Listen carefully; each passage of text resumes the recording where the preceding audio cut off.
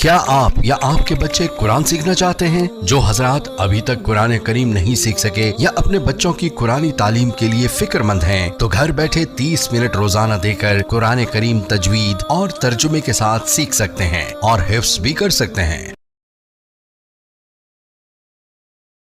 اچھا جی، اب میں آتا ہوں جی محرم میں دسترخوان وسیع کرنا کیسا ہے۔ اس بارے میں ایک روایت ہے کہ عاشورہ کے دن جو اپنے اہل و عیال پر دسترخوان وسیع کرے گا، ان کو کھلائے گا، تو اللہ اس کے رزق میں برکت دیں گے۔ یہ روایت سند کے لحاظ سے کمزور ہے۔ بعض علماء کی رائے یہ ہے کہ اگرچہ کمزور روایت ہے مگر فضائل میں چلتی ہے، تو کوئی اچھی نیت سے دسترخوان وسیع کر دے، وسیع کر رہا ہے نا، کوئی یتیم کے منہ سے نوالا تو نہیں چھین رہا نا، کھلا ہی رہا ہے، تو اگر کوئی گھر والوں پہ اس دن اچھا کھلا دے گا تو اس میں کیا حرج ہے۔ بعض علماء کی یہ رائے ہے، وہ بھی اصحاب علم ہے، لیکن بندہ ایک کو ہمیشہ سے ایک اشکال رہا ہے کہ جب ایک بالکل بے غبار صحیح حدیث ہمارے سامنے موجود ہے تو اس کے مقابلے میں ایسی کمزور روایت کو ہم کس بیس پہ ترجیح دے سکتے ہیں۔ ہمارے سامنے جو بے غبار اور بالکل مستند حدیث ہے، جس کی سند پہ کوئی کلام نہیں ہے، وہ ہے روزہ، عاشورہ کے دن روزہ رکھنا چاہیے۔ روزہ اور دسترخوان آپس میں جمع نہیں ہو سکتے، یعنی عاشورہ کے دن جب آپ دسترخوان وسیع کریں گے تو روزہ کیسے رکھیں گے؟ تو بعض لوگوں نے یہ تعویل کی ہے کہ افطاری میں کر لیں آپ، تو افطاری میں تو 10 تاریخ نہیں رہے گی نا، 11 شروع ہو جائے گی، وہ تو 11 محرم ہو جائے گی۔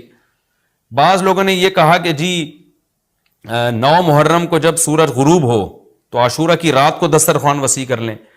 تو حدیث کے ظاہر سے تو عاشورہ کا دن معلوم ہوتا ہے کہ جب عاشورہ والا دن شروع ہو چکا ہو، یعنی صبح صادق کے بعد، یعنی حدیث میں تکلفات کرنے پڑ رہے ہیں، اس کی تعویلات کرنی پڑ رہی ہیں۔ تو اس بارے میں علامہ ابن تیمیہ رحمہ اللہ کی رائے ہمیں بہت صحیح معلوم ہوتی ہے۔ انہوں نے یہ لکھا ہے کہ اصل میں ہوا یہ تھا کہ جب شیعہ حضرات نے عاشورہ کے دن کو منحوس سمجھنا شروع کر دیا کہ یہ منحوس دن ہے اور اس میں غم کا دن ہے، تو بعض سنیوں نے ان کے مخالفت میں نا اس کو خوشی کا دن منانا شروع کر دیا۔ یعنی ہوتا ہے نا، آپ کسی کی مخالفت میں حد سے تجاوز کرتے ہیں، تو انہوں نے خوشی کے دن کے لیے اس میں کھانے پینے کی روایتیں گڑھ لی، کھاؤ پیو کھلاؤ پلاؤ، تاکہ بالکل ان کی مخالفت ہو۔ تو حقیقت یہی معلوم ہوتا ہے کہ چونکہ صحیح حدیث میں روزے کا تذکرہ ملتا ہے اور روزہ اور کھلانا پلانا جمع نہیں ہو سکتے۔ اگر یہ جو دوسری عاشورہ کے میں کھانا کھلانے والی حدیث بھی بالکل بے غبار اور مستند ہوتی نا، تو ہم دونوں کو جمع کر کے تعویلات کر لیتے کہ جی افطار میں کھلا دو اور سارا دن روزہ رکھو، یا نابالغ بچوں کو دن میں کھلا دو اور بڑوں کو روزہ رکھوا دو، تو ہم تعویلات کرتے اگر یہ اسی ٹکر کی حدیث ہوتی۔ لیکن یہ کمزور حدیث ہے، تو اس کو اتنی صحیح مستند روایت کے مقابلے میں ہم کیسے لا سکتے ہیں؟ تو وہ ابن تیمیہ رحمہ اللہ کی بات کافی معقول معلوم ہوتی ہے کہ بعض شامی لوگوں نے یہ روایت کو گڑھا ہے صرف شیعہ لوگوں کی دشمنی اور مخالفت میں، کہ اس کو خوشی کا دن، تو عاشورہ کا دن تو نہ غم کا دن ہے نہ خوشی کا دن ہے، عبادت کا مقدس دن ضرور ہے، تو برکت کا دن ضرور ہے۔ تو اس لیے اس میں صحیح بات یہی معلوم ہوتی ہے کہ یہ کھلانا پلانا والا جو روایت ہے یہ ہمیں صحیح معلوم نہیں ہوتی۔ روزہ رکھیں، اور افطاری میں تو ویسے ہی دسترخوان وسیع کرنا چاہیے، افطاری میں سموسے پکوڑے جلیبیاں بچوں کو کھلائیں تاکہ ان کو روزہ رکھنے کی اور زیادہ حوصلہ افزائی ہو۔ تو اس لیے ہماری رائے اس میں یہی ہے کہ عاشورہ کے دن بس روزہ ہی کی فضیلت ہے، دسترخوان والی بات ہمیں ٹھیک معلوم نہیں ہوتی، کیونکہ اس کے مقابلے میں جو ہے نا دسترخوان والی حدیث کے مقابلے میں زیادہ صحیح حدیث ہے جو روزہ تو کھانا پینے سے اجتناب کا نام ہے، اور افطاری میں تو ویسے ہی آدمی کھا لیتا ہے، وہ اس کے لیے پھر ضرورت نہیں ہے الگ سے ہمیں کسی روایت کی۔ اچھا بھائی، اور بھی محرم کے حوالے سے لوگ سوال پوچھتے ہیں۔ کالے کپڑے بھی ہو گئے، اور کیا رہ گیا بھائی؟ حلیم رہ گیا۔ حلیم محرم میں حلیم بھی بناتے ہیں لوگ، تو بے اصل چیز ہے، بدعت ہے، کوئی ثواب سمجھ کے کریں گے بدعت ہے۔ بعض لوگ کہتے ہیں ہم ثواب سمجھ کے نہیں کر رہے، ویسے ہی سب بنا رہے ہیں تو ہم بھی بنا رہے ہیں، تو بدعت کی تائید تو ہو رہی ہے نا۔ آپ پورا سال پڑا ہے حلیم کھانے کے لیے، آپ کو کیا مصیبت ہے کہ آپ محرمی میں دیگ پکائیں؟ پورے سال کیوں نہیں پکا رہے تھے آپ؟ تو جب ایک رسم معاشرے میں غلط رسم پھیل جاتی ہے تو اس کا بائیکاٹ کرنا چاہیے، تو آپ نہ بنائیں، کسی اور مہینے میں بنا لیں آپ۔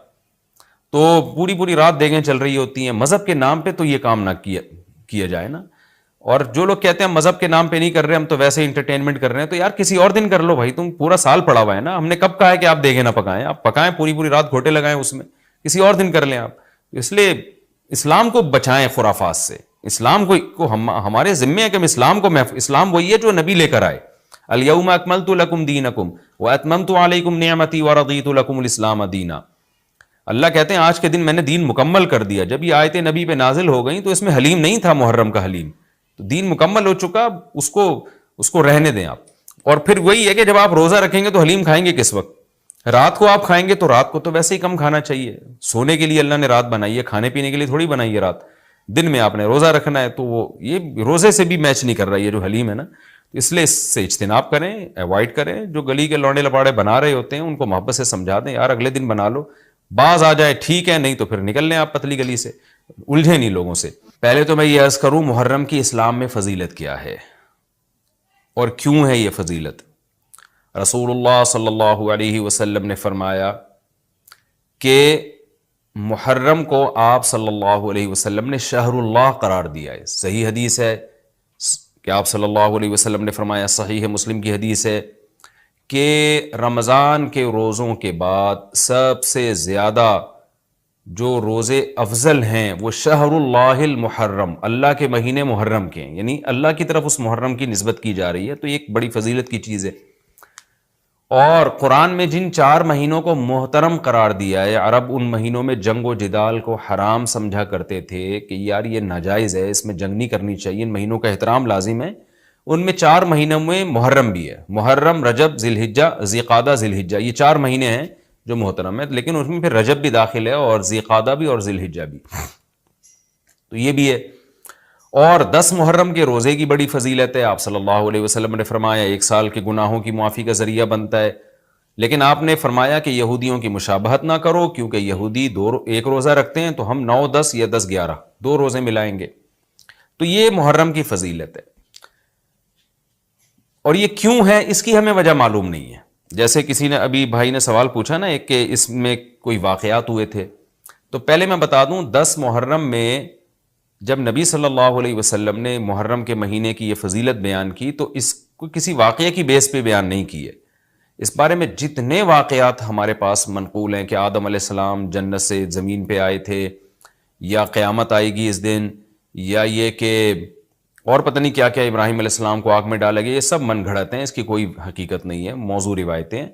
البتہ اس دن موسیٰ علیہ السلام اور بنی اسرائیل کو فرعون سے نجات ملی تھی. اس بارے میں روایت سندن بہتر ہے، یعنی اس کو مستند روایت کہا جا سکتا ہے. تو وہ یہ کہا جا سکتا ہے کہ 10 محرم کو موسیٰ علیہ السلام اور بنی اسرائیل کو اللہ نے فرعون سے نجات دی تھی. اسی بیس پہ یہودی روزہ رکھا کرتے تھے اس دن. تو یہ روایت کے علاوہ باقی جتنے بھی واقعات ہیں سب من گھڑت ہیں. باقی حضرت حسین رضی اللہ تعالی عنہ کو جو کربلا میں شہادت ملی ہے وہ تو 10 محرم، وہ تو فضیلت تو اسلام میں پہلے سے تھی. تو حضرت حسین رضی اللہ تعالیٰ عنہ کا واقعہ تو بعد میں ہوا ہے، تو اس سے حضرت حسین کی شہادت کو اور فضیلت مل گئی کہ آپ کو ایک مقدس دن میں اللہ تعالیٰ نے شہادت عطا فرمائی.